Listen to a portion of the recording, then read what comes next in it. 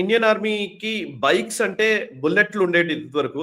ఇప్పుడు బుల్లెట్ నుంచి బ్యాటరీకి వచ్చినట్టుగా తెలుస్తోంది. సో బ్యాటరీ వెహికల్స్ ని వాడబోతున్నారు అని సమాచారము. సో ఇండక్ట్ చేయబోతున్నారని. సైలెంట్ స్కౌట్ బైక్స్ అంటున్నారు. ఇవి కోవర్ట్ మిషన్స్ కూడా వాడే విధంగా వీటిని రూపొందిస్తున్నట్టుగా సమాచారం.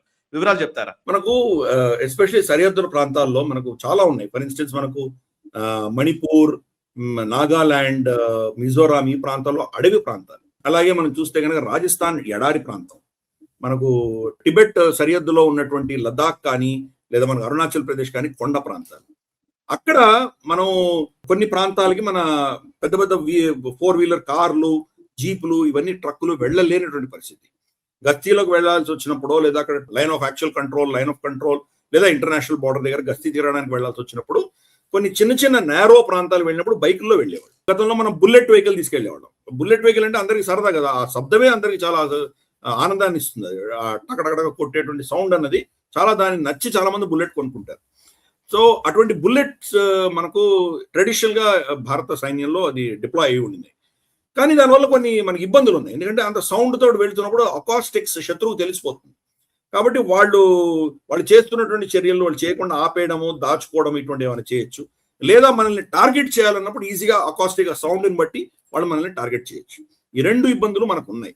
అంటే మనం స్టెల్త్ సీక్రెట్ గా ఏమి చేయలేకపోయినటువంటి పరిస్థితి. ఇప్పుడు అక్కడి నుంచి మనం మారి భారత సైన్యం ఏం చేస్తుందంటే ఎలక్ట్రిక్ వెహికల్స్ ని వాళ్ళు ఇంట్రొడ్యూస్ చేస్తున్నారు. మామూలుగా సివిలియన్స్ మనం అందరం మన పిల్లలు వెళ్ళేటువంటి ఎలక్ట్రిక్ బైక్స్ ఏవో ఉన్నాయో దానికంటే హయ్యర్ కెపాసిటీ ఉన్నటువంటి హయ్యర్ దానికి పవర్ ఉన్నటువంటి బైకుల్ని ఇప్పుడు ఇండియన్ ఆర్మీ డిప్లాయ్ చేయబోతోంది. మళ్ళీ అవే కంపెనీలు, ఫర్ ఇన్స్టెన్స్ రాయల్ ఎన్ఫీల్డ్ ఏవైతే బుల్లెట్ తయారు చేస్తుందో వాళ్ళ దగ్గరే ఫ్లయింగ్ ఫ్లీ అని చెప్పేసి ఒకటి ఉంది. దాన్ని ఆర్మీ వర్షన్ వాళ్ళు తీసుకురాబోతున్నారు. వీళ్ళ మేజిక్ రిక్వైర్మెంట్ ఏంటంటే ఒక్కొక్క సైనికుడు 120 కిలోల బరువుతో వెళ్తాడు.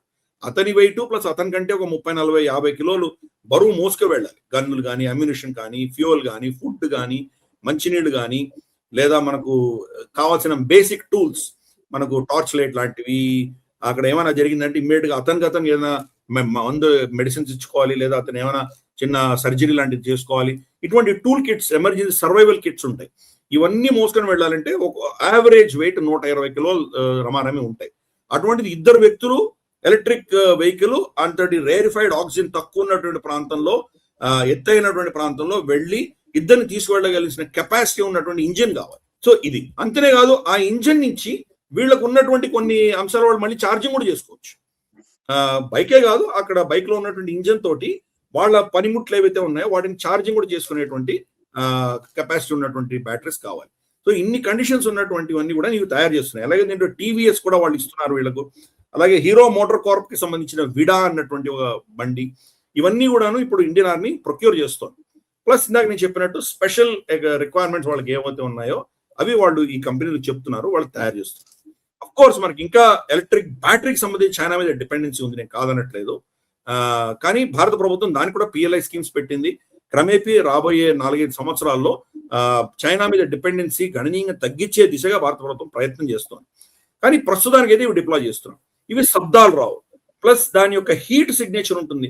మామూలుగా మనకు పెట్రోల్ ఇంజిన్ ఉంటే కనుక పెట్రోల్ కన్జ్యూమ్ అయ్యి దాని లోపల మన బైక్ లో కాలిన తర్వాత అది వదిలేటువంటి పొగ ఇవన్నీ కూడా హీట్ తెలుస్తుంది. వాళ్ళ డ్రోన్స్ కనుక అక్కడ ఆ ప్రాంతంలో తిరుగుతున్నాయంటే కానీ వాళ్ళ హీట్ డిఫరెన్షియల్ తెలిసిపోతుంది. కిందేమో టెరైన్ లో వచ్చేసి మనకు చెట్లు ఉంటాయి, చెట్ల మధ్యలో చిన్న ఎర్ర ముక్క కనిపిస్తుంది వాళ్ళకి. సో అర్థమైపోతుంది ఇక్కడ వేడితో ఉన్నటువంటి ఏదో బైక్ వెళ్తుంది తెలుస్తుంది, వాళ్ళు టార్గెట్ చేయొచ్చు. కానీ ఎలక్ట్రికల్ వెహికల్స్ వెళ్ళేసరికి దీనికి హీట్ సిగ్నేచర్ ఉండదు. ఎందుకంటే ఎలక్ట్రిసిటీ ఒకటే కదా, కాబట్టి దానికి హీట్ సిగ్నేచర్ ఉండదు. కాబట్టి వాళ్ళ డ్రోన్స్ కానీ వాళ్ళ సర్వీలెన్స్ ఎక్విప్మెంట్ కానీ ఆ చుట్టుపక్కల ఉన్నా కానీ కూడా వాళ్ళు దీన్ని పసిగట్టలేరు. సో అందుకని ఇన్ని ఫీచర్స్ పెట్టి మన వాళ్ళు దీనికి షిఫ్ట్ అవుతున్నారు, ఎస్పెషల్లీ ఫార్వర్డ్ పొజిషన్స్ లో. సరే ఇంటర్నల్ గా మనకు బుల్లెట్ తిరిగినా పెద్ద ఏం లేదు. హైదరాబాద్ మనకు క్యాంటన్మెంట్ లో తిరిగితే దాని పెద్ద ఇష్టమే, మనకి దానివల్ల ఇబ్బంది ఏం లేదు. ఓన్లీ ఫార్వర్డ్ పొజిషన్స్ లో మాత్రం ఫస్ట్ డిప్లాయ్మెంట్ అనేది చేస్తున్నాము.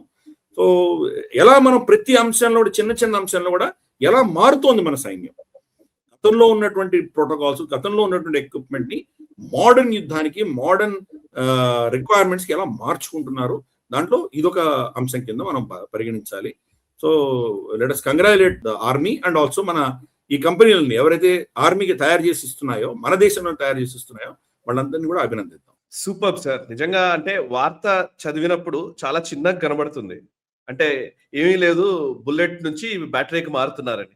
సో మీరిచ్చిన ఎక్స్‌ప్లనేషన్, మీరిచ్చిన వివరణ, విశ్లేషణ అమేజింగ్. నిజంగా చెప్తున్నాను. ఊరికే వార్త చదవడం గాదు. దాని వెనకాల ఉన్న కథా కమామిషు అర్థమైతే గాని దాని ఇంపార్టెన్స్ తెలియదు అని.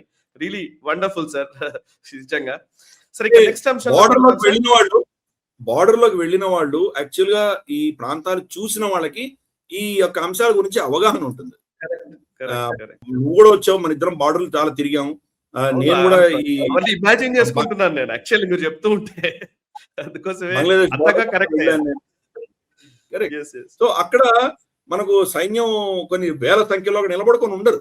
గ్యాప్స్ ఉంటాయి. మధ్య మధ్యలో ఒకరో ఇద్దరో సైనికులు మాత్రమే వెళ్తుంటారు. సో అటు సైడ్ సైన్యం మనకు తెలియకుండా క్వైట్ గా వచ్చి వాళ్ళు ఏమైనా ఆపరేషన్ చేస్తే, కాబట్టి వాటిని ఎన్నో అంశాలను దృష్టిలో పెట్టుకొని ఇవన్నీ చేస్తున్నాం మనం. చాలా అనుభవంతో కూడినటువంటి నిర్ణయాలు ఇవన్నీ కూడా. అందుకని దీన్ని అప్రిషియేట్ చేయాలంటే యాక్చువల్గా మన ప్రేక్షకులందరికీ మనం చెప్పాల్సింది ఏంటంటే, మన సరిహద్దులు చూసి రండి, మన బార్డర్ ఏరియాస్కి వెళ్ళండి. మీరు దేశవ్యాప్తంగా ఎన్నో వేల కిలోమీటర్ 11,000 కిలోమీటర్ల బార్డర్స్ ఉన్నాయి మనకి.